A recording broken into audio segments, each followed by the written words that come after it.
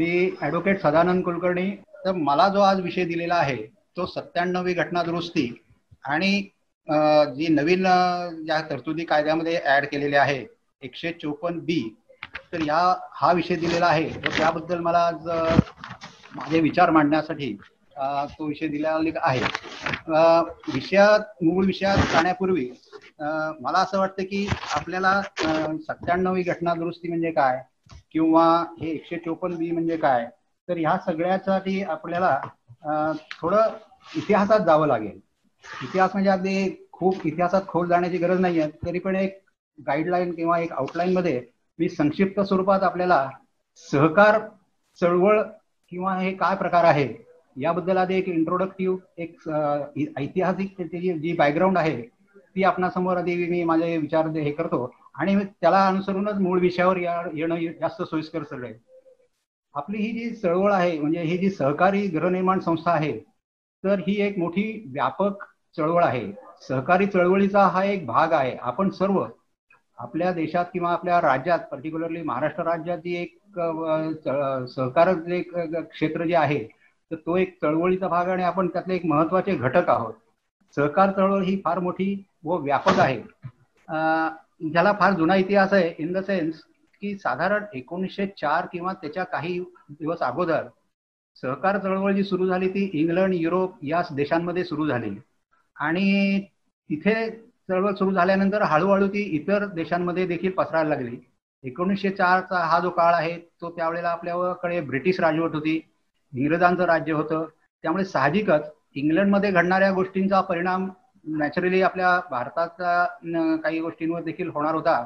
तर त्याचा परिणामाचा एक भाग म्हणून साधारण 1904च्या सुमारास ही सहकार चळवळ ही भारतात आली आणि सहकार चळवळीचे महत्व लक्षात घेता त्यावेळच्या ब्रिटिश सरकारने पहिल्यांदा आपल्या देशात जो कायदा केला तो the Bombay cooperative society act 1925 असा पहिल्यांदा कायदा आपल्या देशात सुरुवात झाली. म्हणजे या सहकार कायद्याची सुरुवात तिथून झाली.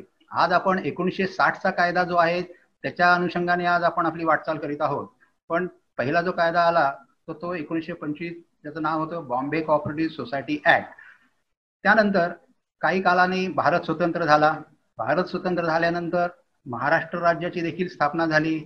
महाराष्ट्र राज्य वेगळं झालं आणि महाराष्ट्रासाठी जसं इतर अनेक राज्यांनी, देशातल्या इतर अनेक राज्यांनी त्यांच्या राज्यासाठी सहकारी कायदे केले, तशीच गरज आपल्या महाराष्ट्र राज्याला देखील त्यावेळेला निर्माण झाली. आणि त्यावेळेला शासनाने नेमलेल्या समित्या, महत्वाच्या म्हणजे लाड समिती आणि पागे समिती यांनी वेळोवेळी काही सूचना आणि सहकार क्षेत्राबद्दल, सहकारी कायद्यांबद्दल शासनाला बऱ्याच त्यांनी मदत केली, गाईडलाईन्स दिल्या आणि त्यांच्या मार्गदर्शनाप्रमाणे महाराष्ट्रात पहिल्यांदा महाराष्ट्र सहकारी संस्था अधिनियम 1960 व नियम रूल्स 1961 हा कायदा अस्तित्वात आला, जो आज तागायत देखील तो कायदा अस्तित्वात आहे, त्याची अंमलबजावणी होत आहे. आणि साधारण 1961 पासून या कायद्याची अंमलबजावणी आपल्या महाराष्ट्र राज्यात सुरू झाली. आता सहकार संस्था म्हणल्यानंतर आपण फक्त आपल्या महाराष्ट्र सहकारी संस्था, गृहनिर्माण संस्था एवढ्या पुरतच आपल्याला बघून चालणार नाही. इतर महाराष्ट्रात इतर देखील या चळवळी अंतर्गत बऱ्याच सहकारी संस्था आहेत. उदाहरणार्थ सहकारी सूत गिरण्या, सहकारी मत्स्यपालन सहकारी संस्था, कुक्कुटपालन सहकारी संस्था, दुग्ध व्यवसाय, सहकारी पतपेढ्या, सहकारी बँका, सहकारी गृहनिर्माण संस्था ज्याच्याशी आपण संलग्न आहोत आणि जो आज आपला विषय आहे, साखर कारखाने इत्यादी अनेक प्रकारच्या सहकारी संस्था सहकारी चळवळीचा भाग झाल्या आणि ही चळवळ दिवसेंदिवस अधिकाधिक व्यापक होत गेली. तर मित्रांनो, अनेक सहकारी संस्थांमुळे प्रचंड आर्थिक उलाढाल झाली आणि नॅचरली लोकांना रोजगार देखील उपलब्ध झाले. अशा शेकडो हजारो सहकारी सोसायट्यांना जरी स्थापन झाल्या असल्या तरी त्या सर्व सोसायट्यांसाठी एकच कायदा अस्तित्वात आला आणि तो म्हणजे महाराष्ट्र सहकारी संस्था अधिनियम 1960. त्या अंतर्गत प्रोसिजरल पार्ट म्हणून रूल्स जे 61 साली तयार केले. तसंच प्रत्येक संस्थेची उद्दिष्ट आणि ऑब्जेक्ट्स आणि एम्स बघता प्रत्येक प्रकारच्या सहकारी संस्थांसाठी वेगळे वेगळे महाराष्ट्र शासनाने वेगळे वेगळे उपविधी देखील तयार केले, ज्याला आपण बायलॉज म्हणतो. जसा आपला हाऊसिंग सोसायटीचा बायलॉज आहे, जो आपण परिचित आहोत, आपल्याला सगळ्यांना त्याची कल्पना आहे, आपण त्याच्यावर बरंचसं काम देखील करतो. तसेच इतर ज्या सहकारी संस्था आहेत, सूत गिरण्या झाल्या, मत्स्यपालन झाले, दुग्ध व्यवसाय झाले, सहकारी बँका झाल्या, पतपेढ्या झाल्या, अशा विविध ज्या काही सहकारी संस्था आहेत, त्या प्रत्येकाचे वेगवेगळे बायलॉज हे त्यांच्या एम्स आणि ऑब्जेक्ट्स किंवा बिझनेस ऑफ सोसायटी ज्याला आपण म्हणतो त्याला अनुसरून असे वेगळे वेगळे बायलॉज देखील तयार केले गेले. आणि त्या बायलॉजला अनुसरून इंटरनल मॅनेजमेंट आपल्याला म्हणता येईल किंवा internal constitution of that society असं म्हणता येईल. त्या बायलॉप्रमाणे मग या सगळ्या सहकारी संस्था चालू राहिल्या. या वेगवेगळ्या सहकारी संस्थांचा प्रचंड विस्तार होत गेला व दैनंदिन कामकाजात जसजशा अडचणी, त्रुटी आणि काही कमी जाणवायला लागली तसतशा त्या सोडवण्यासाठी सहकारी कायद्यात वेळोवेळी आमूलाग्र बदल करणे अपरिहार्य झाले. आणि हे आमूलाग्र बदल जे 1960-61 पासून ते 2019 पर्यंत करावे लागले आणि अनेक प्रकारचे त्याच्यामध्ये अमेंडमेंट्स आल्या, बदल आले, काही तरतुदी वगळाव्या लागल्या, काही तरतुदी नव्याने त्याच्या समाविष्ट कराव्या लागल्या. तर साधारण 59-60 वर्षामध्ये, मागील 60 वर्षाचा जर आपण इतिहास बघितला तर जवळजवळ 74 ते 75 वेळा मोठमोठ्या प्रमाणात अशा दुरुस्त्या कराव्या लागल्या, कारण ती काळाची गरज होती. आजच्या घडीला महाराष्ट्र सहकारी संस्था अधिनियम जर आपण पाहिला तर 168 कलमे आहेत त्याच्यामध्ये आणि त्या सगळ्या कलमांना अनुसरून नियम देखील तयार केलेले आहेत. तर तसा हा कायदा खूप मोठा आहे आणि या सगळ्या 168 कलमांची सहकारी गृहनिर्माण संस्थांना तेवढी त्याची आवश्यकता नाही आहे, कारण बरीचशी कलमं अशी आहेत की ती वेगवेगळ्या सोसायटींना लागू आहेत, वेगवेगळ्या सहकारी संस्थांना ती लागू आहेत. ते देखील हा आणि एकच कायदा त्या सगळ्या प्रकारच्या सोसायट्यांना उपयोगी होईल अशी काही कलमं आणि ती 168 कलमं त्याच्यामध्ये. इंटरनेटसाठी प्रॉब्लेम येतो, internet is unstable. Hello, okay. तर मित्रांनो, या सर्व तरतुदींमध्ये महत्वाच्या तरतुदी जर बघितल्या तर संस्थेची नोंदणी, सभासद व कार्यकारी समितीचे हक्क व कर्तव्ये, प्रशासकीय कारभार चालवणे, निधी गोळा करणे, निधीचा विनियोग करणे, सभासदत्व संपुष्टात येणे, थकबाकी वसुली, निवडणुका, समिती बरखास्ती, सोसायटीच्या नोंदणी रद्द होणे, सोसायटीचे लिक्विडेशन, अशा अनेक अन्य प्रकारच्या तरतुदी त्याच्यामध्ये समाविष्ट केल्या गेल्या, जेणेकरून सोसायटीचा कारभार करताना सभासदांना किंवा मॅनेजमेंटला कोणत्याही प्रकारे अडचण निर्माण होऊ नये.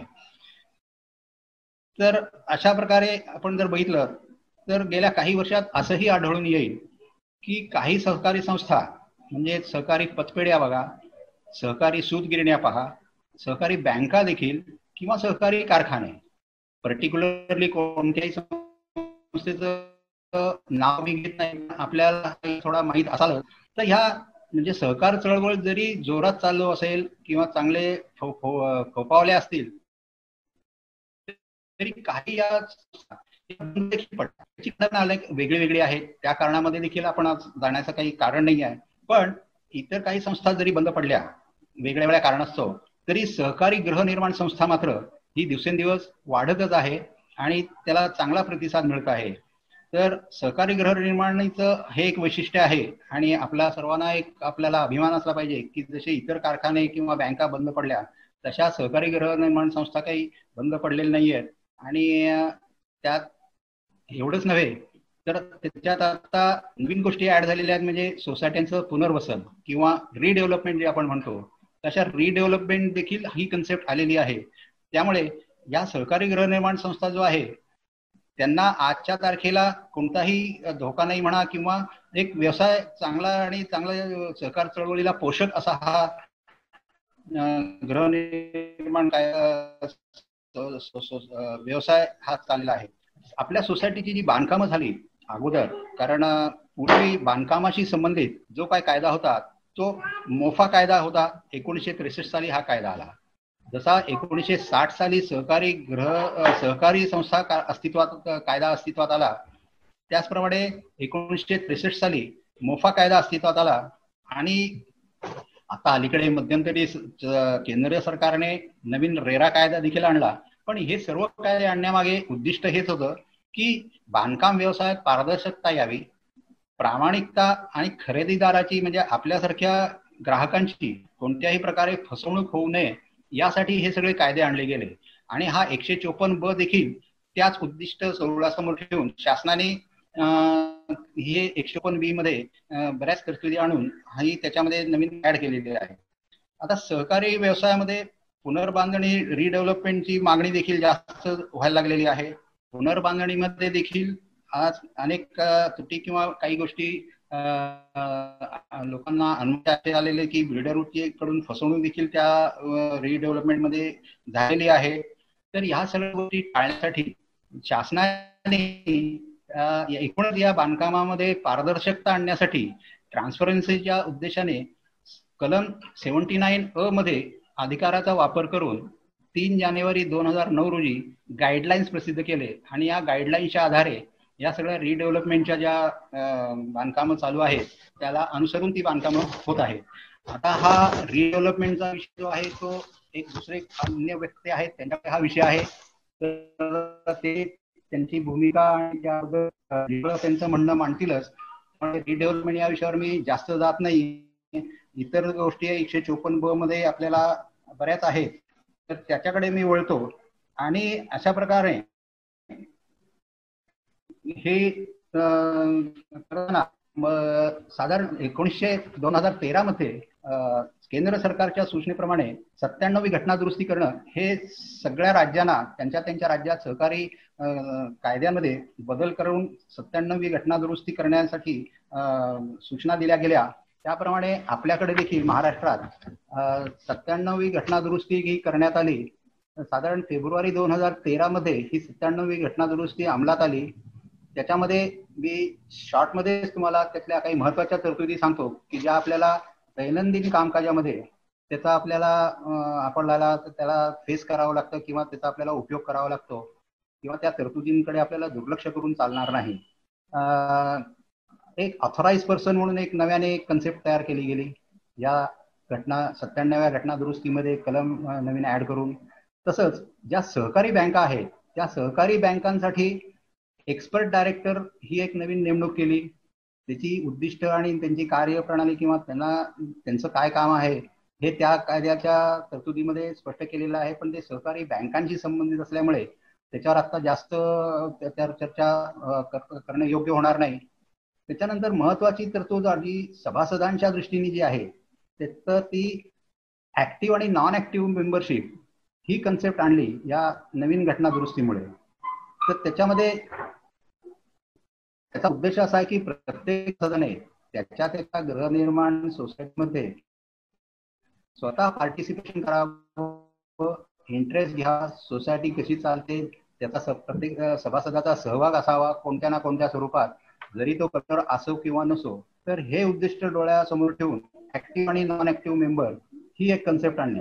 आता ऍक्टिव्ह मेंबर म्हणजे काय तर सहकारी गृहनिर्माण संस्थेचा जर आपण विचार केला तर ऍक्टिव्ह मेंबर म्हणजे दरवर्षी जी आपली अॅन्युअल जनरल बॉडी मीटिंग होते, वार्षिक सर्वसाधारण सभा, एजीएम मध्ये सलग 5 वर्ष जे एजीएम होते त्या 5 वर्षांपैकी कमीत कमी एका मीटिंग मध्ये तरी त्यांनी त्याची हजेरी लावली पाहिजे, त्यांनी सहभाग त्याचा दाखवला पाहिजे.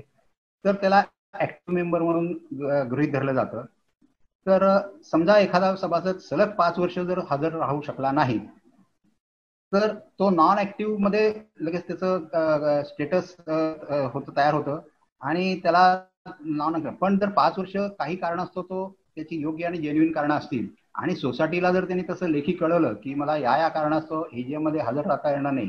बऱ्याच वेळा काय होतं सभासद परदेशात असतात किंवा काही वृद्ध सभासद असतात त्यांना तिथे राहत असून सुद्धा किंवा मुंबईचा फ्लॅट मधला असेल, एखाद्या पुण्याला जाऊन राहिला असेल आणि त्याच्या आजारपणामुळे किंवा इतर काही वैयक्तिक कारणामुळे जर तो सलग काही 5 वर्ष जर सभासद सभेला हजर राहू शकला नाही तर त्याला त्यातनं सूट देण्याचे अधिकार जनरल बॉडीला आहे. आणि जर त्यांनी आगाऊ कळवलं की मी या कारणास्तव मी हजर राहू शकत नाही आणि सोसायटीला जर ती कारणं योग्य वाटली तर त्याच्यामध्ये त्याला एक्झम्पशन देखील मिळू शकतं आणि त्याला तेवढी सूट मिळते. तर अशा परिस्थितीत जरी तो सलग 5 वर्ष हजर राहिला नाही तरी देखील तो नॉन ऍक्टिव्ह मध्ये तो कन्वर्ट होणार नाही. तसंच तो परसिस्टंट डिफॉल्टर असता कामा नये. सततचा जर तो हे पेमेंटमध्ये थकबाकी असेल आणि बरेच प्रयत्न करून देखील तो वारंवार थकबाकीच राहत असेल तरी देखील त्याला नॉन ऍक्टिव्ह मेंबर म्हणून त्याचं क्लासिफिकेशन करता येतं.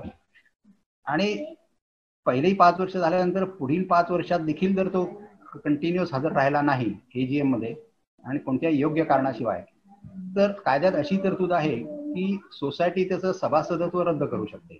तर ही फार महत्वाची एक तरतूद आहे जी प्रत्येक सभासदाने गांभीर्याने ही विचार करण्यासाठी होते. त्यांनी या गोष्टी समजून घेतल्या पाहिजेत. त्याच्यानंतर ही 97 या घटना दुरुस्तीमध्ये पूर्वीच्याच तरतुदीमध्ये थोडाफार फरक करून no confidence motion against officer किंवा कमिटी मेंबर विरुद्ध आणता येतो. ही तरतूद देखील महत्वाची आहे. सोसायटीचे कमिटीसाठी ही महत्वाची आहे.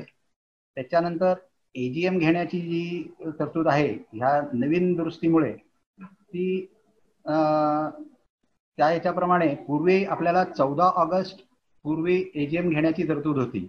म्हणजे 31 मार्चला जर फायनान्शियल इयर क्लोज झालं तर त्याची एजीएम सर्व ऑडिटेड अकाउंट्स जनरल सभेसमोर ठेवण्याची तारीख, अंतिम तारीख होती 14 ऑगस्ट. आता त्या तरतुदीमध्ये बदल झाल्यामुळे त्याच्यात थोडासा बदल असा केला आहे की ऑडिटेड अकाउंट्स हे अकाउंटिंग इयर क्लोज झाल्यानंतर 4 महिन्यात सोसायटीने तयार करून घ्यायचे. म्हणजे 31 मार्चला आपलं फायनान्शियल इयर संपतं. 31 मार्च पासून 4 महिन्याची मुदत आपल्याला कायद्याने दिलेली आहे. सर्व अकाउंट फायनान्शियल स्टेटमेंट ही ऑडिट करून घेणं आणि त्याच्यानंतर एजीएम घेण्याची मुदत जी आहे ती फायनान्शियल इयर क्लोज पासून म्हणजे 31 मार्च पासून 6 महिन्यात म्हणजे 30 सप्टेंबर पूर्वी एजीएम ही व्हायलाच पाहिजे. पूर्वी 14 ऑगस्ट पर्यंत जर सभा घेता येत नसेल, एजीएम घेता आली नसेल तर रजिस्ट्रारला पॉवर्स होत्या, संस्थेने अर्ज करायचा आणि मुदतवाढ मागायची. तर रजिस्ट्रार आपल्या अधिकारात अशा प्रकारची मुदतवाढ देऊ शकत होते. पण आता अशा प्रकारची काही तरतूद राहिलेली नाही आहे. आणि जर कोणत्याही योग्य कारणाशिवाय जर 30 सप्टेंबर पर्यंत एजीएम कॉल केली गेली नाही तर मीटिंग कॉल करण्याची ज्याची जबाबदारी आहे, सेक्रेटरी असेल किंवा चेअरमन असेल, बायलॉप्रमाणे त्यात दिलेलं आहे, कायद्यात पण दिलेलं आहे की कोणी एजीएम बोलावली पाहिजे, तर मग त्याच्या विरुद्ध ऍक्शन घेतली जाऊ शकते, त्याला डिस्क्वालिफाय केलं जाऊ शकतं. तर ही देखील एक महत्वाची आहे. त्यामुळे प्रत्येक कमिटी सदस्यांनी ही गोष्ट ध्यानात घ्यावी की आपल्याला एजीएम ही मुदतीतच घ्यायला पाहिजे, कारण एक्सटेन्शनची त्याच्यामध्ये काही तरतूद नाही आहे. तसंच मग super session committee super session करायची पॉवर्स आहेत रजिस्ट्रारला. त्याच्या जागी ऍडमिनिस्ट्रेटर किंवा असोसिएशन ऑफ ऍडमिनिस्ट्रेटर हे अपॉइंट करायची तरतूद आहे.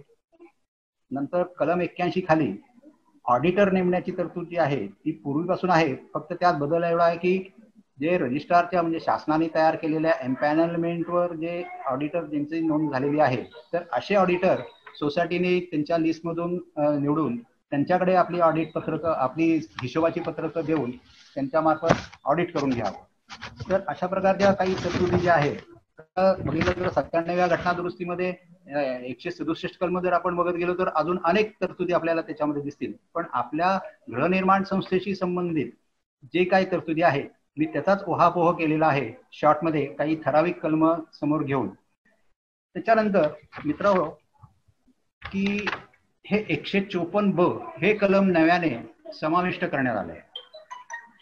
आता सहकारी कायदा जर आपण बघितला महाराष्ट्र कॉपरेटिव्ह सोसायटीज ऍक्ट तर त्याच्यामध्ये आतापर्यंत एक्सक्लुझिव्हली हाऊसिंग सोसायटीसाठी कोणतीही वेगळी रचना किंवा कायदेशीर तरतूद अशी नव्हती. जे काय होतं जे इतर संस्थांना लागू होते त्यातल्याच तरतुदी हाऊसिंग सोसायटीला देखील लागू. पण जसजसं हे क्षेत्र हाऊसिंग सोसायटीचं क्षेत्र जसं रिडेव्हलपमेंट आणि कन्स्ट्रक्शन क्षेत्राशी त्याचा विस्तार व्हायला लागला, व्यापक स्वरूप त्याचं धारण व्हायला लागलं. जे गेल्या 15 ते 20 वर्षापासून आपण बघतो की रिडेव्हलपमेंट ही कन्सेप्ट सुद्धा ही फार जोरात आणि लोक फार त्याचे उपयोग करत आहेत. तर अशासाठी काही अडचणी यायला लागल्या आणि त्या अडचणी दूर व्हाव्या किंवा सोसायटीला काही अधिकार मिळावेत म्हणून काही डेफिनेशन म्हणजे व्याख्येमध्ये देखील काही तरतुदी आल्या. तसेच रिडेव्हलपमेंटशी संबंधित देखील काही तरतुदी आल्या आणि 154B चॅप्टर 13 हा नव्याने इंट्रोड्यूस केला गेला आणि त्या 154B मध्ये जवळजवळ 31 सबसेक्शन आहे. म्हणजे पूर्वीचे जर आपण बघितले की 166 जे 165 जी काय पूर्वीची कलम आणि त्यात ही कलम 31 देखील ऍड केली तर टोटल महाराष्ट्र सहकारी संस्था अधिनियममध्ये ह्या कलमांचा पण देखील समावेश होऊन ही कलम वाढवली गेलेली आहे. तर मित्रांनो, नवीन 154B कायद्यामध्ये आणताना किंवा चॅप्टर 13B ह्या कायद्यामध्ये आणताना काही जुन्या ज्या तरतुदी आहेत त्या तशाच कायम ठेवलेल्या आहेत आणि काही वगळण्यात देखील आलेल्या आहेत की ज्या हाऊसिंग सोसायटीची त्याचा काही संबंध नाही आहे अशा काही तरतुदी वगळण्यात देखील आलेल्या आहेत. त्याचा पण मी शॉर्टमध्ये 1-2 वाक्यामध्ये तुम्हाला त्याचा परिचय करून देतो. हा जो चॅप्टर 13B आणि 154B खाली जे 31 सबसेक्शन जे कायद्यामध्ये नव्याने आले तर तो पहिल्यांदा शासनाने एक ऑर्डिनन्स काढला आणि 9 मार्च 2019 रोजी गेल्या वर्षी हा ऑर्डिनन्स शासनाने काढला आणि त्या अंतर्गत ह्या सगळ्या नव्या तरतुदी सहकारी कायद्यामध्ये समाविष्ट करण्याचा तो ऑर्डिनन्स काढला आणि त्याच्यानंतर या ऑर्डिनन्सला 23 जुलै 2019 रोजी महाराष्ट्र शासनाचे त्यावेळचे राज्यपाल त्यांनी ॲसेंट दिला आणि त्याचं कायद्यात रूपांतर झालं आणि तो बुक्समध्ये इंट्रोड्यूस झाला. असं जरी असलं तरी ह्या नवीन सगळ्या तरतुदी या 9 मार्च 2019 पासूनच अंमलात आल्या एक रिट्रॉस्पेक्टिव्हली. नंतर अशा प्रकारे ह्या नवीन तरतुदी कायद्यामध्ये आणल्या गेल्या आणि ज्या काही वगळल्या आहेत त्या agricultural marketing society, apex society किंवा बोनसशी संबंधित, consumer society, credit structure society, lift irrigation society, producer society इत्यादी सोसायटींशी संबंधित जी काही कलम होती ती महाराष्ट्र सहकारी गृहनिर्माण संस्थेशी संबंधित नसल्याने तेवढ्यापुरतीच वगळलेली आहे, पण मूळ कायद्यातनं काही कलम वगळली गेलेली नाही आहे. तसंच 101 कलम जे आहे रिकव्हरीसाठी तर वसुलीसाठी असणारं कलम देखील वगळण्यात आलंय, पण त्याच्या जागी नवीन कलम इंट्रोड्यूस केलेला आहे 154B सबसेक्शन 29 खाली. तर ह्या रिकव्हरीच्या प्रोसिजर बद्दल देखील आता मी जास्त विस्तारात जात नाही कारण त्याचे वक्ते वेगळे आहेत आणि जेव्हा त्यांचा टर्न येईल तेव्हा ते आपल्याला याच्याबद्दल सगळी माहिती देतीलच की त्याची प्रोसिजर काय आहे वसुलीची आणि नवीन कायद्याच्या कलमाप्रमाणे वसुली कशी करता येईल. काही जुन्या कायद्यातल्या आहेत त्या गोष्टी किंवा तरतुदी तशाच कायम ठेवलेल्या आहेत. जरी हा चॅप्टर 13B ऍड केला असला तरी जुन्या तरतुदी आहेत तशाच शासनाने ठेवलेल्या आहेत.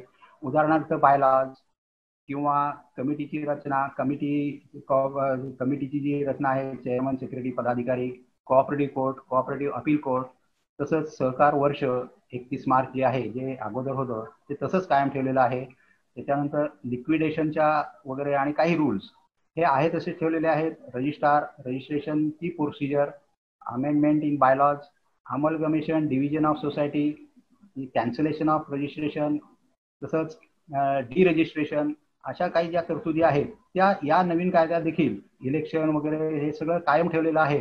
फक्त त्याच्याबरोबर इलेक्शन बाबतीत काही रूल्स वेगळे केलेले आहेत आणि ते देखील त्याच्यासाठी देखील आपल्याकडे वक्ते आहेत तर ते त्याबद्दल अधिक त्याच्यावर उजेड पाडतील आणि त्यांचं मार्गदर्शन आपल्याला मिळेल. तर अशा प्रकारे मित्रांनो ही 97वी घटना दुरुस्ती आणि ह्या 154B अशी कलम इंट्रोड्यूस केली गेलेली आहे. आता 154B जर आपण बघितला त्यातली महत्वाची कलम जी आहे त्याचा मी आपणासमोर काही सुस्थिती मांडतो त्याची. याच्यामध्ये रिडेव्हलपमेंट हा कन्सेप्ट डोळ्यासमोर ठेवून शासनाने काही तरतुदी आणल्या. पूर्वी याची बिल्डर प्रमोटर किंवा चीफ प्रमोटर ही कन्सेप्ट जी होती ती फक्त मोफा कायद्याखाली आपल्याला बघायला मिळायची. पण आता 154B हा जो नव्याने जो काय त्यांनी चॅप्टर 13B मध्ये जो इंट्रोड्यूस केलेला आहे तर त्याच्यामध्ये काही व्याख्या त्याच्यामध्ये डेफिनेशन्स ज्या इंट्रोड्यूस केलेल्या आहेत. उदाहरणार्थ अलॉटी म्हणजे कोण असला पाहिजे, जो मेंबर सोसायटीचा मेंबर झालेला आहे आणि ज्यांनी डेव्हलपरकडून फ्लॅट घेतलेला आहे असा मेंबर, अशी व्यक्ती ही अलॉटी म्हणून गणली जाईल. त्याच्यानंतर आर्किटेक्टची व्याख्या त्याच्यामध्ये आणलेली आहे. कदाचित रिडेव्हलपमेंटचा विषय समोर ठेवून ह्या आर्किटेक्टची डेफिनेशन या कायद्यामध्ये आणलेली आहे. असोसिएशन ऑफ सोसायटी ही एक कन्सेप्ट आलेली आहे. ऑडिटर, पूर्वी देखील ऑडिटर ही कन्सेप्ट होती किंवा कलम 81 मध्ये ऑडिटरची हे तरतूद आहे. पण ऑडिटर कोण असावा याबद्दलचं स्पेसिफिक ह्या पॅनलवरचा कसा एम्पॅनल झालेला ॲडव्होकेट त्यांच्या पॅनल लिस्टमधनं अप्रूव्ड लिस्टमधनं कोण असावा, तर त्याबद्दलची माहिती या डेफिनेशनमध्ये आलेली आहे. बिल्डर प्रमोटर ही एक कन्सेप्ट आलेली आहे. चीफ प्रमोटर, ज्या पूर्वी या दोन्ही ज्या व्याख्या आपल्या मोफा कायद्याखाली आपण बघत असू, तर ते आता हे 2019 पासून सहकारी गृहनिर्माण कायद्यामध्ये आलेले आहेत. कॉर्पस फंड ही एक नव्याने तरतूद आलेली आहे. जे ज्या सोसायट्या रिडेव्हलपमेंटमध्ये जातात आणि त्यांनी रिडेव्हलपमेंट राईट बिल्डरला देण्याबाबत जो काय त्यांना मोबदला मिळतो कॉर्पस फंडच्या स्वरूपात, तर त्याबद्दलची तरतूद आहे. त्याच्यानंतर कमिटीच्या देखील व्याख्या त्यांनी केलेल्या आहेत, पण फारसा फरक नाहीये त्याच्यामध्ये. कमिटी मेंबर कोण असावा, डिफॉल्टर ही एक नवीन त्याच्यामध्ये त्यांनी इंट्रोड्यूस केलेली आहे.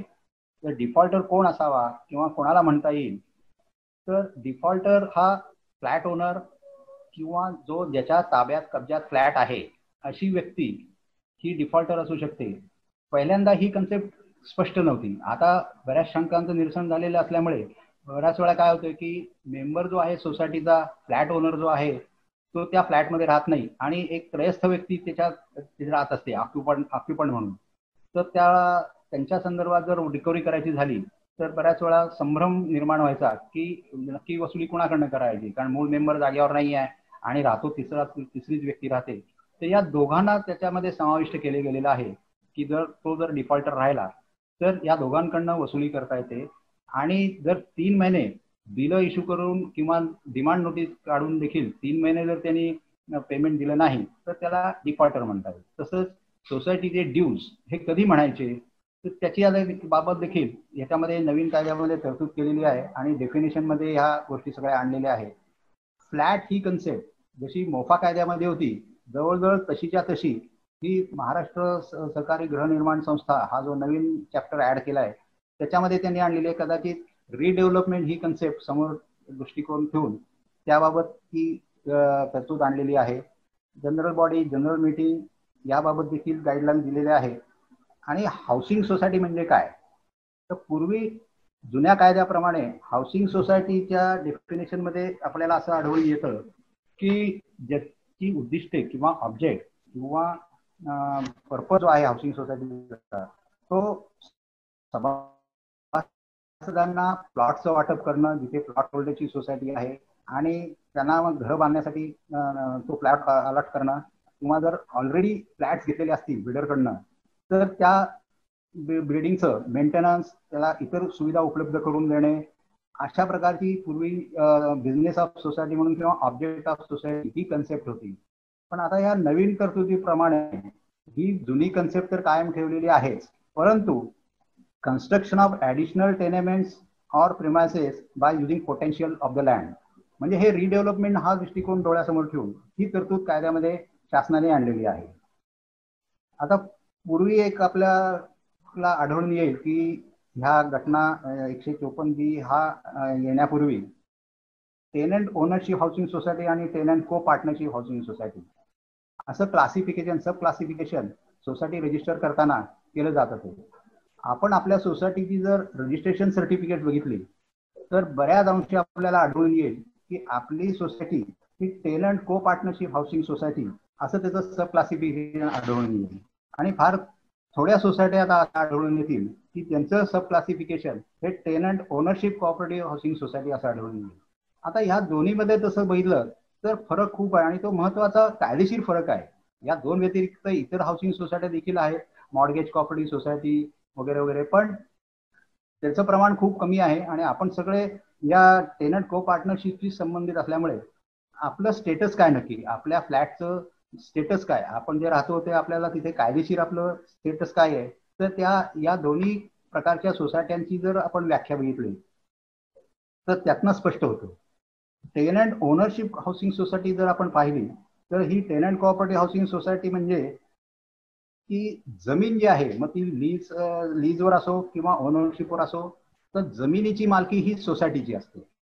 पण त्याच्यावर जे स्ट्रक्चर बांधलेलं आहे, त्याच्यावर जी घरं आहेत, उदाहरणार्थ बंगले वगैरे असतील, प्लॉट होल्डर सोसायटी आणि बंगलो टाईप सोसायटी जर असेल तर ते स्ट्रक्चर जे आहे, जे कन्स्ट्रक्शन त्या जमिनीवर आहे त्याची मालकी मात्र त्या कन्सर्न मेंबरची असते, सभासदाची असते.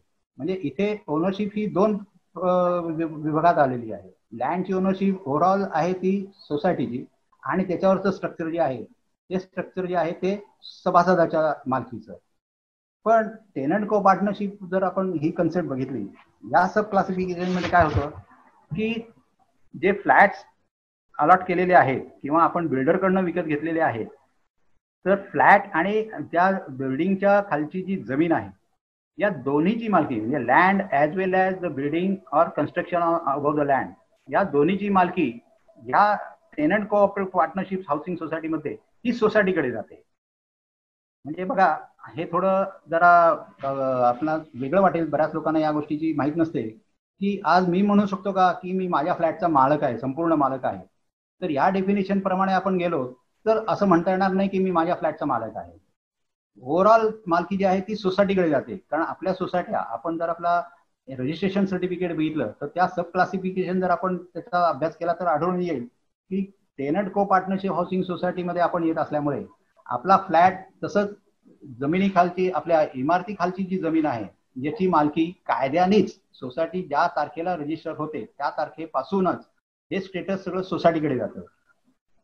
तर अशा परिस्थितीत आपण पूर्णपणे जो आपला एक समज असतो की मी पूर्ण एकमेव या माझ्या फ्लॅटचा मालक आहे, तर तसं या डेफिनेशनवरनं असं आढळून येत नाही. मग आपलं स्टेटस काय, फ्लॅट परचेसरचं, मेंबरचं त्या फ्लॅटमध्ये त्याचं नक्की स्थान काय, तो कुठे आहे नक्की. तर त्याचं फक्त ऑक्युपन्सी राईट्स म्हणजे त्याला जो भोगवट, त्या फ्लॅटचा जो भोगवटा करण्याचं जे काय त्याला अधिकार आहेत कायद्यामध्ये, तेवढा पुरताच त्याचा अधिकार आहे. आणि जेव्हा एखादा सभासद फ्लॅट जेव्हा विकतो, दुसऱ्या व्यक्तीला विकतो, आपण त्याचं डॉक्युमेंट करतो, रजिस्टर करतो, स्टॅम्प ड्युटी भरतो, तर ह्या सगळ्या गोष्टी जरी होत असल्या तरी आपण त्याला आपले ऑक्युपन्सी राईट्स त्याला ट्रान्सफर करतो, हस्तांतरित करतो, आणि त्याच्या बदल्यात आपण त्याच्याकडनं त्याचा मोबदला घेतो, कन्सिडरेशन घेतो. पण ओव्हरऑल राईट टायटल इंटरेस्ट किंवा जी कन्सेप्ट आहे ओनरशिपची ती आपण त्याला देऊ शकत नाही, कारण आपल्यालाच अधिकार नाही येतो. त्यामुळे जे काय ट्रान्सफर होतं ते ऑक्युपन्सी राईट्स या स्वरूपात ते ट्रान्सफर होतं. तर हा एक मूलभूत फरक आहे त्याच्यामध्ये. त्याच्यानंतर मेंबर्स या व्याख्येमध्ये पूर्वीची जी मेंबरची जी कन्सेप्ट होती ती त्यामध्ये थोडासा फरक केलेला आहे. आणि मेंबरशिप ही आता मूळ मेंबर जो आहे तो सोसायटी रजिस्ट्रेशन करताना जी व्यक्ती रजिस्ट्रेशन प्रपोजलमध्ये जिचा समावेश आहे, जिनं त्या ऍप्लिकेशन फॉर्मवर सह्या केलेल्या आहेत आणि योग्य ती कागदपत्र रजिस्टर्ड डॉक्युमेंट सोसायटीला किंवा रजिस्ट्रार समोर सुपूर्द केलेली आहे, तर ती व्यक्ती ही मेंबर म्हणून त्याला मान्यता प्राप्त आहे, ती सोसायटीची मेंबर आहे. आणि या मेंबरशिपमध्ये देखील आणखी 2 प्रकार त्यांनी केलेले आहेत, 3 प्रकार केलेले आहेत. एक असोसिएट मेंबर, त्याच्यानंतर जॉईंट मेंबर आणि प्रोव्हिजनल मेंबर. आता असोसिएट मेंबर ची कल्पना जी आहे, तर कोण असोसिएट मेंबर असू शकतो, तर मूळ सभासदाच्या संमतीने, लेखी संमतीने एखादी व्यक्ती, म्हणजे त्या डेफिनेशन मध्ये त्यांनी जी फॅमिलीची व्याख्या केलेली आहे त्याच्यामध्ये कोणकोणत्या व्यक्ती येतात असोसिएट मेंबर्स होण्यासाठी जे एलिजिबिलिटी आहे, तर त्यामध्ये husband, wife, father, mother, brother, sister, son, daughter, son in law, daughter in law, nephew आणि नीस, ह्या सर्व व्यक्ती ह्या असोसिएट मेंबर किंवा सहयोगी सभासद होण्यास पात्र आहेत. याच्या व्यतिरिक्त अन्य व्यक्ती जर कोणी सभासदत्व मागत असेल तर ह्या डेफिनेशन मध्ये त्यांचा इन्क्लूड केलेलं नसल्यामुळे त्यांना कदाचित सोसायटी सभासदत्व नाकारू शकते. दुसरा प्रकार आहे हा जॉईंट मेंबर. याच्यापूर्वी जर आपण बघितलं, महाराष्ट्र कोऑपरेटिव्ह सोसायटीज ऍक्ट मध्ये 97वी घटना दुरुस्ती होईपर्यंत देखील किंवा त्याच्यानंतर ह्या 2019ची ही नवीन अमेंडमेंट येईपर्यंत देखील जॉईंट मेंबरशिप ही कन्सेप्टच नव्हती. पण आपण बऱ्याच वेळा बघितलेलं आहे की जॉईंट मेंबर म्हणजे दोघांची नावं शेअर सर्टिफिकेटवर आहेत, दोघे जॉईंटली मेंबर आहेत, एकाचं नाव पहिलं आहे, दुसरा नाव दुसरं आहे. अशा प्रकारे आपण बरीचशी मेंबरशिप आपण बघितली आहे. तर ती खरं जॉईंट मेंबरशिप क्लिअर कट त्याची डेफिनेशन नसल्यामुळे त्याला ते तसं स्टेटस प्राप्त नव्हतं. आता जॉईंट मेंबरशिप म्हणजे एकापेक्षा जास्त व्यक्तींनी जर सहकारी संस्था रजिस्टर होण्याच्या वेळेला रजिस्ट्रेशन प्रस्तावास त्या कागदपत्रांवर जर सह्या केलेल्या असतील तर त्या सर्व व्यक्ती जॉईंट मेंबर म्हणून गणल्या जातात. पण त्या दोन्ही व्यक्ती किंवा 3 व्यक्ती जॉईंट मेंबर जेवढे असतील त्या सगळ्यांचा त्या फ्लॅटमध्ये एकत्रितरित्या राईट शेअर असला पाहिजे, राईट टायटल इंटरेस्ट काही ना काही स्वरूपात असलं पाहिजे. म्हणजे थोडक्यात त्यांची आर्थिक गुंतवणूक ती प्रॉपर्टी घेण्यामध्ये काहीतरी असली पाहिजे. मग ती 1% 100% कितीही पर्सेंटमध्ये असू शकते, पण हे कंपल्सरी आणि त्याबद्दल त्याचं डॉक्युमेंट हे रजिस्टर झालेलं असलं पाहिजे. तर अशा व्यक्ती जॉईंट मेंबर म्हणून होऊ शकतात. बऱ्याच वेळा आपण पाहतो की सुरुवातीच्या काळात एकच सभासद असतो, ज्याच्या नावे शेअर सर्टिफिकेटवर नाव पण असतं आणि त्याच्या नावे ॲग्रीमेंट देखील झालेलं असतं. ते ॲग्रीमेंट रजिस्टर असतं, बिल्डरकडनं त्यांनी एकट्याने फ्लॅट घेतलेला असतो.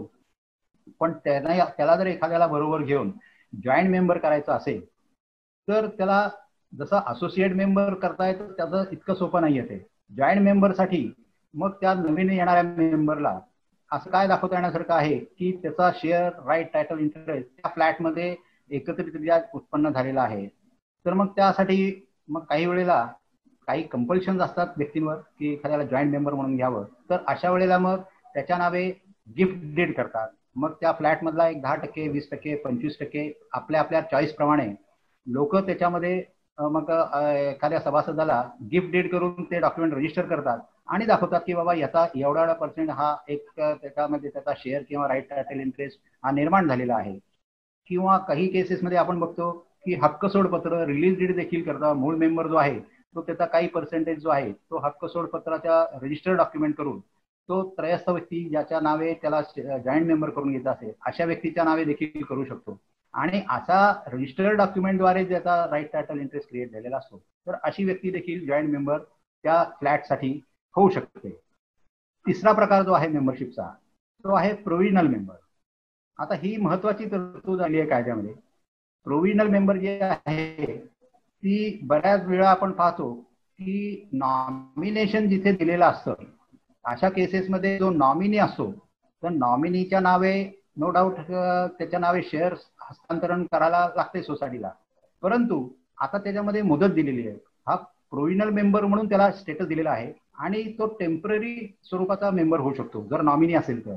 मग किती दिवस असं करू शकतो तो, त्याला मेंबरशिप ही अशी किती काळ राहू शकते, की काय इनडेफिनेट पिरियडसाठी किंवा परमनंट लेवलला त्याला मेंबरशिप देता येत नाही. जोपर्यंत त्या फ्लॅटच्या संदर्भात एखादी व्यक्ती माननीय कोर्टाकडून हे स्वतः तो हेअर आहे हे जोपर्यंत प्रमाणित करून आणत नाही, म्हणजे हेअरशिप सर्टिफिकेट म्हणतो आपण त्याला किंवा सक्सेशन सर्टिफिकेट म्हणतो, अशा प्रकारचं जोपर्यंत कोर्टाकडून डॉक्युमेंट काही आणत नाही तोपर्यंतच नॉमिनी ही व्यक्ती ती सोसायटीची सभासद राहू शकते. एकदा का त्रयस्थ व्यक्तीने कोर्टाकडून तो एक दाखला आणला, वारस म्हणून जो काय आहे त्याच्या हक्काचा वारस दाखला आणला की मग त्या व्यक्तीला सोसायटीला सभासद करून घ्यावं लागतं. कायदेशीर जी पूर्णतः प्रक्रिया जी आहे मेंबरशिप फी भरणं, अर्ज देणं वगैरे या सगळ्या केल्यानंतर तर अशी व्यक्ती ही प्रोव्हिजनल मेंबर न राहता ती रेग्युलर मेंबर राहते. आणि मग या केसमध्ये प्रोव्हिजनल मेंबरचं जे टेम्पररी पिरियडसाठी जे काय त्याला सभासदत्व दिलेलं असतं ते संपुष्टात येतं. तर अशा ह्या महत्वाच्या तरतुदी मेंबरशिपच्या बाबत या नवीन कायद्यामध्ये आणलेल्या आहेत. त्याच्यानंतर आपण म्हटलं तर सोसायटी रजिस्ट्रेशन करताना देखील रजिस्ट्रेशन ऑफ सोसायटी अशी एक तरतूद आहे. तर त्या तरतुदीप्रमाणे कमीत कमी 5 व्यक्ती पाहिजे. पूर्वी जर आपण बघितलं तर कमीत कमी 10 व्यक्तींची गरज असायची. 10 व्यक्ती असतील तरच सहकारी गृहनिर्माण संस्था हे रजिस्ट्रारकडे आपल्याला नाव दाखल करता येत असे. आणि 10 पेक्षा कमी असेल तर मग त्याच्यासाठी स्पेशल परमिशन मंत्रालयातनं घेऊन वगैरे 8 वगैरे सभासद असतील तर अशा या सगळ्या प्रवास कटकटीचा असायचा. तर त्याप्रमाणे सोसायटी रजिस्टर होत असे. आता कमीत कमी 5 वरती संख्या आणलेली आहे आणि एकूण फ्लॅट ज्या त्या बिल्डिंगमध्ये जेवढे असतील त्याच्या कमीत कमी 51% लोक असले पाहिजे. आणि यातली जी संख्या जास्त असेल तर अशी लोक रजिस्ट्रेशन प्रपोजल मध्ये जॉईन होऊन संस्था रजिस्टर करता येते. आता ज्या 5 व्यक्तींबद्दल जो कायद्यात उल्लेख केलेला आहे या नवीन तरतुदीमध्ये 154(b)(2) खाली जो उल्लेख केलेला आहे त्याच्यात एक्सप्लेनेशन मध्ये एक गोष्ट याच्यात स्पष्ट केलेली आहे की मेंबर ऑफ फॅमिली त्यांनी डिफाईन केलेला आहे. म्हणजे बघा, जर सोसायटी स्थापन करायची असेल तर एका फॅमिलीतले मेंबर असता कामा नये, कमीत कमी 5, पण हे 5ही वेगळ्या वेगळ्या फॅमिलीतले लोक असले पाहिजे. आणि फॅमिली कोण, तर फॅमिलीमध्ये व्याख्येमध्ये त्यांनी दिलेलं आहे की wife, husband, father, mother, dependent son आणि अनमॅरिड डिपेंडंट डॉटर. तर ह्या व्यक्तीच फॅमिलीच्या व्याख्येमध्ये आणलेल्या आहे. आपण फॅमिलीची व्याख्या जर बघितली तर वेगळ्या वेगळ्या कायद्यांमध्ये वेगळी वेगळी फॅमिलीची व्याख्या आहे. हिंदू लॉ मध्ये बघितलं, हिंदू सक्सेशन मध्ये बघितलं तर फॅमिलीच्या डेफिनेशन मध्ये बरेच काही त्याच्यामध्ये अन्य घटक देखील आहेत फॅमिलीतले. पण ह्याच तरतुदीमध्ये 152B मध्ये जर आपण बघितलं तर असोसिएट मेंबर मध्ये जर आपण बघितलं तर बघा, husband, wife, father, mother, brother, sister, son, daughter, son in law, daughter in law, nephew, niece, अशा जे आहेत असे जवळचे जे नाते तर त्यांचा समावेश करता येतो. पण जर रजिस्ट्रेशनसाठी एकाच फॅमिलीची लोक नसली पाहिजेत, पण ती फॅमिली कोण, तर त्याच्यामध्ये मात्र हे फक्त 5च लोक इन्क्लूड केले गेलेले आहेत. तर अशा प्रकारे हा एक याच कायद्यामध्ये हा थोडा फॅमिलीच्या डेफिनेशन बाबत थोडासा हा एक गमतीशीर प्रकार मला आढळून येतो त्याच्यामध्ये. त्याच्यानंतर मित्रांनो की cooperative education and training programme जो आता आपण करत आहोत हे देखील कंपल्सरी, तर त्याची तरतूद आहे 154B(6) खाली. या तरतुदीखाली प्रत्येक सोसायटीला हे ट्रेनिंग त्याच्या मेंबर्सला आणि कमिटी मेंबर्सना हे ट्रेनिंग घेणं महत्वाचं आहे. आणि ते ट्रेनिंग घेताना याबाबत जी शासनाला फी भरावी लागते ते शुल्क जे आहे ते सोसायटीने त्यांच्या फंड्समधनं भरायचं असतं. तर अशा प्रकारची ही तरतूद आहे महत्वाची जी आपल्या हाऊसिंग सोसायटीच्या संदर्भात आहे. त्यानंतर अजून काही तरतुदी आहेत की ज्याचा मी शॉर्टमध्ये उल्लेख करतो.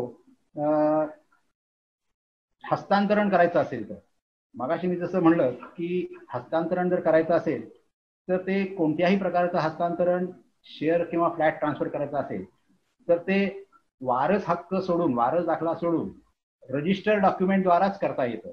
मग त्याबाबत तुम्ही सेल अग्रीमेंट करा, गिफ्ट डीड करा किंवा अन्य कोणत्याही प्रकारचं डॉक्युमेंट करा, पण ते रजिस्ट्रारकडे त्याची नोंद होऊन रजिस्टर करून असं प्रकारचं डॉक्युमेंट असेल तर त्या हस्तांतरणाला मंजुरी मिळते. आणि एखादी सभासद जर मयत झाली असेल तर त्यांनी जर नॉमिनी नेमला असेल तर त्या नॉमिनीच्या नावाने तात्पुरत्या स्वरूपात म्हणजे टेम्पररी पिरियडसाठी आपल्याला त्याला सभासद करून घेता येईल, सब्जेक्ट टू तो कोर्टाकडून अप्रोप्रिएट वारस दाखला आणण्यासाठी. आणि जर नॉमिनेशनही जर नसेल तर मात्र कोर्टामार्फत योग्य तो दाखला आणणं आवश्यक आहे. जी व्यक्ती त्या फ्लॅटसाठी क्लेम करेल आफ्टर डेथ ऑफ त्या ओरिजिनल मेंबर तर त्या व्यक्तीला कोर्टातून एक अप्रोप्रिएट सर्टिफिकेट आणावं लागेल, ज्याला आपण सक्सेशन म्हणतो किंवा लेटर्स ऑफ ऍडमिनिस्ट्रेशन, अशा प्रकारचं जे हेअरशिप सर्टिफिकेट. तर असं डॉक्युमेंट आणून ते सोसायटीला दिलं आणि जर सभासदत्वाची मागणी केली तर त्या व्यक्तीला सभासदत्व देता येतं. आता हे जे सोसायटीचे ड्यूज जे आहेत, सोसायटीचे ड्यूज समजा काही शिल्लक राहिली, बाकी थकबाकी मासिक बिलांपोटी जर काही राहिली तर नो डाऊट की त्याला तरतूद आहे रजिस्ट्रारकडे जाऊन अर्ज करणे आणि ते वसुली दाखला घेऊन ती प्रोसेस सुरू करणे. पण यात महत्वाचं एक बाब म्हणजे की आपला जो फ्लॅट आहे तर त्या फ्लॅटवर त्या थकबाकी रकमेच्या इक्विव्हॅलंट सोसायटीचा बोजा आपोआप कायद्याने जडतो. म्हणजे ती प्रॉपर्टी, आपला फ्लॅट जर थकबाकी आपली असेल तर तो एन्क्युम्बर्ड होतो. तर ही एक महत्वाची त्याच्यामध्ये तरतूद आहे 154B(14) खाली. ह्या गोष्टीचा देखील सभासदांनी विचार करावा. काही सभासदांना म्हणजे ज्यांचे उद्दिष्ट चांगले नसतात ते कदाचित सोसायटीला थकबाकीचं बाकी ठेवून परस्पर व्यवहार करतात आणि विक्री करून जातात. अशा फार थोड्या घटना होतात, पण अशा होतात घटना. अशा केसमध्ये सोसायटीला त्याचा काही त्रास होऊ नये म्हणून सोसायटीचा त्याच्यावर एन्क्युम्बर राहतो. म्हणजे घेणारी व्यक्ती जी आहे ती थकबाकी to the extent of arrear ती प्रॉपर्टी, एन्क्युम्बर्ड प्रॉपर्टी विकत घेतो आणि ती थकबाकी सोसायटी त्या नवीन आलेल्या व्यक्तीकडून देखील वसूल करू शकते. कारण आपण सोसायटीची मंथली मेंटेनन्सची जी बिलं रेज करते किंवा जी मागणी करते हे जे आहे हे चार्जेस जे आहे किंवा ही थकबाकी जी आहे ही व्यक्तिगत अशी नाहीये. व्यक्तिगत इन द सेन्स त्या कन्सर्न मेंबर किंवा त्याच्यावर नाहीये, पण ती आपल्या फ्लॅटवर आहे, आपल्या इमूवेबल प्रॉपर्टीवर या सगळ्या लेवीज आकारल्या जातात आणि म्हणून त्या फ्लॅटवर सोसायटीचा बोजा कायद्याने चढवला जातो आणि ती प्रॉपर्टी एन्क्युम्बर्ड होते. त्याच्यानंतर मित्रांनो अशा प्रकारे आता ह्या सगळ्या गोष्टी जर आपण बघितल्या तर एक जुन्या कन्सेप्ट मध्ये मी थोडा जातोय. जुनी कन्सेप्ट म्हणजे आपण जर बघितलं तर साधारण 40-50 वर्षापूर्वी ज्या सोसायट्या, you know that before 40-50 years the housing construction was also in existence And even before MOFA Act came into existence, the people used to construct the houses, used to buy the lands. This is the old story. Those members who are now near 60 and above, they are more aware of this concept. And in that case, the only financing company to the housing societies was, as per my knowledge, that Maharashtra State Cooperative Housing Finance Corporation, that is MSC HFC. Like today, there are so many financial institutions which are giving loans to housing, building as well as the project as well as the individual flat also. But in those days, individual flat loan was not available, and to the entire project, this financial institution MSC HFC was used to finance for purchasing the land and building, and they used to mortgage the property as a security against the loan amount. And whatever the construction cost was computed, that was distributed among the members, and in monthly bills, this managing committee society used to recover that amount of construction loan from the member. In those cases, in those days, since the individual flat was not available and financial institution was not given the housing loan on that, there was one case which was which made this very clear. That case was there was a dispute between two persons, and they had some money recovery matter. One person succeeded in lower court, matter went in appeal, so that person succeeded. Then it went to high, and in Supreme Court. So in that, Supreme Court has given its verdict. This is a case of 1970, and the verdict was given that a flat of individual flat in the society is mortgageable. It can be mortgaged and sold in auction, and one can recover the money in execution of decree, money decree. So when this concept was made clear by the Supreme Court, then all the financial institutions, banks, other financial institutions, they came into the field, and they started individual flat purchaser also. 1974 Supreme Court case, this was a drastic change in the financial aspect as far as the lending on construction is concerned, flat construction is concerned. Thereafter, when MOFA Act came into existence, the housing loan was increased, and of course, naturally at that time, at the time of construction, before construction, or until the society was registered, the society was nowhere in the picture because existence of society was not there as far as the construction in under MOFA Act is concerned. Therefore, taking advantage of 1970 and whatever constructions were constructed under MOFA provisions, the financial institutions started lending the loan amount to the individual flat purchaser also. That aspect, the important what I want to address you on this point is nowhere society is in picture, because society was not existence. The society came into being after they sold the flats and people there or builder registered the society. From that date, society came into existence. See the beauty. Whenever the society is registered under Tenant Co-Partnership Act, under this subclassification, the entire ownership goes to the society, and the flat purchaser remain with only occupancy rights. So this is something very interesting, I can say right now, because the point of law and the court has also given this, that member flat purchaser has only occupancy rights, and therefore whenever the society's balance sheet, if we see the housing society's balance sheet, in asset side, property is shown land and building, whereas entire contribution in the building and land is of the members. Society has not, as far as this aspect is concerned, but in balance sheet, ownership is shown in the name of society. Secondly, wherever we obtain the loan, housing loan, we in our income tax returns, individual person, we show in our balance sheet also that this property belongs to me as a owner. So this type of something anomaly, which is which a little bit disturb me, because this concept according to me is not yet clear. But whatever law is there as of date. We have to go by that. Second thing I want to put before you is that this MOFA and now for that matter RERA, they are no doubt they are for the benefit of flat purchaser or consumer, wherever he wants to invest his savings and life earning. These acts are made for protection of the members. Then one more thing I would like to advance before you, address to you, is that as I have said, that as far as asset part is concerned, the ownership, how ownership can lie with the society, because society has none. And not even that, if we sell our flat, but in that case also, so this is also something which I am positioned. If a member himself is contributing entire amount himself from his pocket, and if he purchases the purchaser or selling his flat in resale, then provision is there that member should pay premium to the society. Now premium, no, it's okay. It's a funding of society. The law framers or bylaw framers must have given some weightage to other aspects, which I am not aware of that.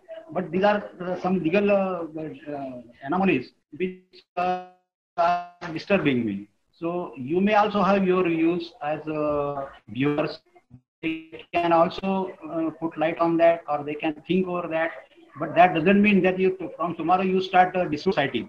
Ultimately, we are bound by the bylaws, provisions of bylaws, rules and regulations, and therefore this is just I have opened my mind as far as this ownership concept is concerned.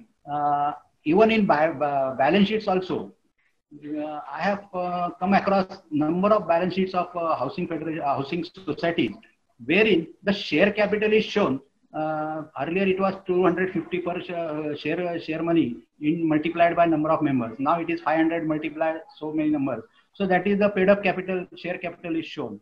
Then what about if a society is showing asset in their balance sheet of our properties? Then why not the share capital also should be in that proportion? So that accounting point also, I have discussed this issue with some of the auditors also, but still I am not getting correct answer. One can think it over, and if he wants to discuss with me, his suggestions are most welcome.